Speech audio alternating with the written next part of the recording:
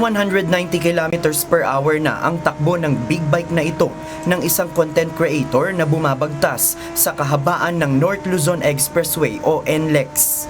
Kita ang kanyang bilis mula sa speedometer ng kanyang motorsiklo. Sa video na kanya mismong ini-upload sa sariling social media page, ipinakita nito na mayroong nanghuli sa kanya paglabas ng toll gate dahil sa overspeeding. May violation po kayo, sir? Violation po. Ano po, sir? May violation po kayo. Violation? Opo. Sir, Overspeeding kasi. ano po? Overspeeding? Di ako yun, sir. Ang bagal ng takbo ko, sir, eh. Chill ride lang ako, sir, eh.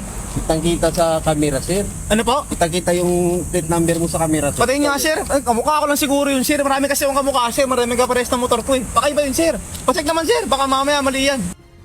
Tila nagtangka pa itong manuhol sa nanghuli sa kanya. May pag-usapan na rin natin yan, sir. Hindi po, sir. Bawal, sir. Naka-body cam ako. Naka-body cam. Ano kaya naka-body cam ka, sir? Body cam ako, sir. Bawal, sir, eh. Ha? Bawal, susulan mo pa ako, sir. Eh, Bawal. dito sinusulan, sir. Sabi ko, pag-usapan na natin. Kung pwede mo pag-usapan.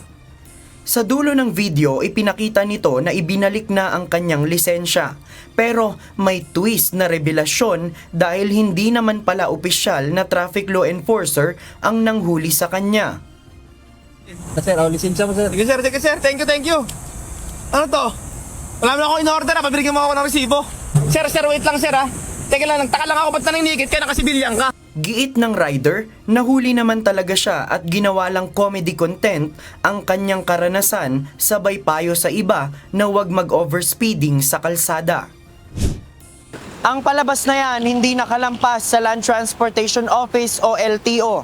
Nag-issue ang ahensya ng show cause order laban sa rider dahil sa umano'y sobrang bilis at mapanganib na paraan nito ng pagmamaneho. Pinahaharap siya sa tanggapan ng Intelligence and Investigation Division ng ahensya sa May 28 ng alas 3 ng hapon.